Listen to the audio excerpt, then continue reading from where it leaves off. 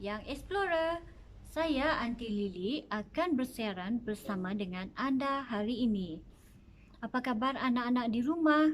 Saya harap semua berada dalam keadaan yang sehat.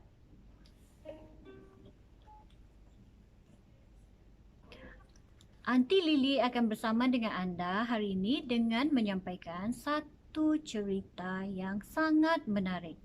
Tapi sebelum itu, Aunty Lily ingin kongsikan buku-buku yang kita ada di pustaka, terutamanya Pustaka Negeri Sarawak Miri. Okay? Ini ada beberapa buah buku yang Aunty Lily pegang. Okay, yang ini ialah siri 3 Sahabat Sejati. Dalam ni ada 6 judul buku. Antaranya ialah Bakat si Mickey Tikus. Balasan si Samseng. Budi yang Mulia. Nasib si Pencuri. Okey. Hai, buku ni sangat menarik, okey? Ini pula siri Sains Pemakanan. Dalam buku ni kita ada 4 buah buku. Kenali lemak dan fungsinya, kenali garam dan fungsinya, kenali gula dan fungsinya. Okey, buku ni sesuai untuk anda, adik-adik, mengetahui tentang sains pemakanan. Selain daripada tu, yang ni pula siri Himpunan Cerita Haiwan Bijaksana. Dalam siri ni ada 8 tajuk. Okey. Salah satunya ialah Bobo yang Berbakat. Yang ni ialah Bobo yang Berbakat. Okey, buku ni sesuai untuk adik-adik ataupun anak-anak yang ingin memantapkan pembacaan mereka. Kerana buku ini ditulis dengan suku kata yang berwarna, sesuai sangat untuk anak-anak yang ingin memantapkan kemahiran membaca mereka. Menarik kan buku ni? Ibu bapa di rumah ingin pinjam tak buku ni untuk anak-anak? Okey, sekarang kita di pustaka ada menyediakan perkhidmatan penghantaran buku ke rumah, khususnya untuk orang di Miri dan di Kuching. Okey, perkhidmatan tu kita panggil Book Bear Service, di mana anda menghantar tempahan buku yang hendak dipinjam dan kami akan menghantarkan buku tersebut ke rumah anda. Okey, ingin mengetahui lebih lanjut bagaimana untuk meminjam buku tersebut, sila hubungi nombor yang tertera di skrin anda sekarang. Baiklah penonton di rumah, seperti yang Aunty Lily janjikan tadi, saya akan bawakan satu cerita untuk anda hari ini. Tapi sebelum tu, sila share, like dan tag kawan-kawan anda untuk turut serta menonton sesi kita hari ini. Sekarang tau, saya sekarang, okey? Okey, bersama dengan Aunty Lily ialah... Tada! Wah, siapa ni? Okey, ini ialah Sang Arnab. Dan juga, tadaan! Ini ialah Sang Kura-Kura. Jadi, penonton di rumah boleh teka tak apa cerita saya hari ini? Okey, cerita kita mengisahkan tentang Sang Arnab dan Sang Kura-Kura berlumba-lumba untuk menyimpan duit yang paling banyak. Baiklah, saya akan mulakan cerita saya. Di satu kota yang terletak jauh di sana, Kota Long Lama namanya. Kota ini dihuni oleh pelbagai haiwan seperti sang kancil, harimau, monyet, serigala dan pelbagai lagi haiwan. Mereka hidup saling menghormati satu di antara yang lain. Tetapi di kota tersebut ada seekor arnab yang lagaknya sangat sombong. Dia suka memperkecilkan haiwan-haiwan lain. Sang arnab merasakan diri dia sangat hebat dalam semua perkara. Di suatu petang, ketika semua haiwan-haiwan pulang ke rumah masing-masing setelah seharian penat bekerja, ada yang menoreh getah, ada yang berniaga, ada yang menjual sayur, ada yang membuat kuih dan pelbagai lagi pekerjaan yang lain. Sang kura-kura pun balik ke rumahnya juga. Dia berjalan dengan perlahan-lahan dan dia merasakan hari tersebut sangat penat baginya. Dia berjalan dengan perlahan dan di pertengahan jalan dia didatangi oleh sang arnab. "Hai sang kura-kura, jom ikut saya keluar malam. Saya akan belanja awak. Saya akan belanja awak makan apa yang awak nak semua." Namun, sang kura-kura menjawab, "Tak apalah sang arnab, saya tak ingin berjalan malam, saya mahu rehat." Dan sang arnab merasa geram dengan jawapan sang kura-kura kerana dia tak nak ikut sang arnab keluar malam. Sang arnab merasa sakit hati. "Hei kura-kura, awak ni jomlah keluar malam, takkan awak kerja-kerja sahaja?" kata sang arnab. Sang arnab merasa sakit hati dengan sang kura-kura yang menolak perlawanan dia untuk keluar malam. Dan dia merasa sangat tercabar. "Hai sang kura-kura, awak ni kan setiap hari kerja, apa salahnya ikut saya keluar berfoya-foya satu kali?" kata sang arnab. Sang kura-kura tetap dengan pendirian dia untuk tidak keluar malam. Bukan apa, sebab dia penat. Dia nak balik ke rumah dan rehat.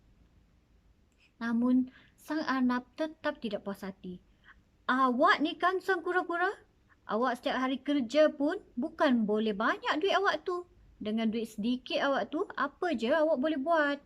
kata sang arnab dengan sangat sombong. "Okey, baiklah sang kura-kura.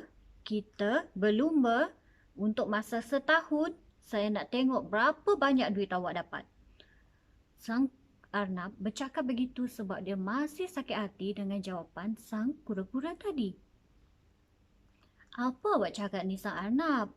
Saya tak naklah berlumba dengan awak untuk dapat duit yang paling banyak," dia kata. "Tak kira, saya nak kita berlumba juga untuk tengok duit siapa paling banyak dalam tempoh setahun ni," kata sang arnab dengan egonya. Dan sang arnab pun terus balik. Zup, dia dah balik. Dan sang kura pun tetap perlahan-lahan untuk pulang ke rumahnya sambil berfikir, macam mana saya nak dapatkan duit yang banyak untuk masa setahun. Pada keesokan harinya, sang arnab menunggu kura-kura di garisan permulaan.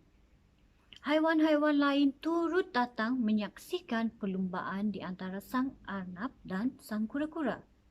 Dan dia memerhatikan kawasan sekeliling. Dia tak nampak kelibat sang kura-kura. "Ayo kawan-kawan, kita panggil kura-kura sama. Kura-kura, cepatlah. Kura-kura, cepatlah. Ayo, ulang sekali lagi. Kura-kura, cepatlah. Kura-kura, cepatlah." Sang arnab dengan megahnya merasakan, "Saya akan menang. Saya akan menang. Saya rasa kura-kura dah takut. Dia tak berani untuk berlumba dengan saya," kata sang arnab. Tak berapa lama selepas itu, datanglah si kura-kura dengan perlahan. Dia dengan perlahan-lahan menuju ke garisan permulaan. "Wah, akhirnya awak datang," kata sang arnab. Sang kancil menjadi juri kepada perlumbaan itu. Dan mereka pun mengulangkan perlumbaan mereka. 1, kira sama-sama dek. 1, 2, 3. Sang arnab berlari dengan sangat laju dan meninggalkan sang kura-kura di garisan permulaan. Manakala sang kura-kura berusaha berlari langkah demi langkah untuk mengejar sang arnab. Adik-adik ingat tak apa cabaran mereka tadi? Cabaran mereka ialah untuk menyimpan duit paling banyak dalam tempoh setahun. Okey, jadi apa yang berlaku seterusnya? Sang arnab berlari dengan laju, sangat laju dan terus ke bank dan meminjam wang sebanyak 1 juta ringgit. Banyak tahu 1 juta ringgit. Dia meminjam wang dari bank sebanyak 1 juta ringgit dan memulakan perniagaannya. Sang Arnab merasakan dia akan menang sebab dia ada duit 1 juta ringgit dan memulakan perniagaan dan dia merasa sangat yakin yang dia akan menang. Yeay, saya akan menang perlumbaan ini. Maka dia pun berehat sekejap. Dia pun tidurlah di bawah pokok yang sangat rendang. Sang kura-kura terus berlari dan berjalan dengan perlahan untuk menyahut cabaran tersebut di mana dia perlu menyimpan wang dalam tempoh setahun. Hari demi hari dia bekerja keras dengan menjual sayur. Wow, hari ini sang kura-kura menjual sayur. Dia menjual sayur kobis, tomato, cili, timun dan setiap keuntungan tersebut, setiap keuntungan yang dia dapat daripada hasil jualan tersebut, separuh daripada hasil jualan dia simpan di tabung. Ni tabung dia dek. Dia simpan di tabung. Wow. Dan pada keesokannya, sang kura-kura pun tetap berjalan lagi, tetap berjalan, tetap berlari untuk menyahut cabaran tersebut. Dan dia buka kedai makan.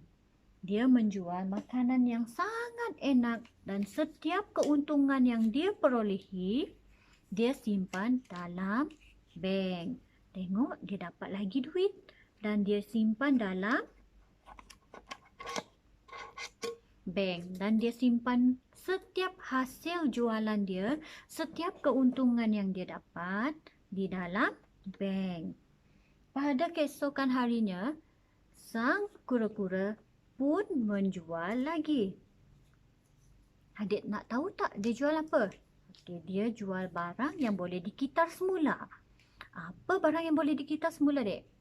Seperti barang-barang yang boleh dikitar semula ialah seperti surat khabar, tin, bateri kereta, itu antara dia. Dan setiap keuntungan tu dia simpan lagi di dalam tabung. Wow, makin banyak kan duit dia? Disimpan lagi dalam tabung. Lagi-lagi dia jual setiap hari. Dia buat bisnes import ekspor sayur nanas dia. Sang kura-kura jual nanas juga, dek. Dia jual import ekspor nanas ke luar negara dan setiap keuntungan, setiap keuntungan dia simpan dalam tabung ataupun dalam bank. Dia simpan lagi keuntungan dia dalam ni. Adik-adik, kalau kita menabung lama-lama, sikit-sikit, lama-lama jadi banyak kan? Sang kura-kura pun berjalan melimpasi sang arnab yang masih tidur di bawah pokok yang rendang sehingga ke garisan penamat. Sang arnab terkejut daripada tidurnya yang lena di bawah pohon yang rendang. Dia melihat jauh nun di sana haiwan-haiwan memberi sokongan kepada sang kura-kura yang hampir melepasi garisan penamat. Sebelum sang arnab memulakan perlumbaannya semula, dia didatangi oleh pegawai daripada bank. Adik-adik tahu tak pegawai daripada bank tu nak apa? Kejap lagi. Pegawai daripada bank tu menuntut semula wang yang dipinjam oleh sang arnab daripada bank sebelum ni. Sang arnab membayar semula wang yang dipinjamnya daripada bank dengan imbuhannya sekali, di mana sang arnab tidak punya wang simpanan selepas itu. Dia pun berlari dengan perlahan dan penuh rasa malu sampailah garisan penamat. Rasanya siapa yang memenangi cabaran ini? Sang arnab ataupun sang kura-kura? Sememangnya sang kura-kura, kerana setiap pendapatan dia, sebahagian ataupun 10% daripada pendapatannya dia simpan di dalam bank. Kalau kita menabung sikit demi sedikit, lama-lama akan jadi bukit. Manakala sang arnab pula tak ada, sebab dia pinjam duit tadi. Sememangnya duit yang kita pinjam, kita mesti bayar balik pinjaman tersebut. Okey?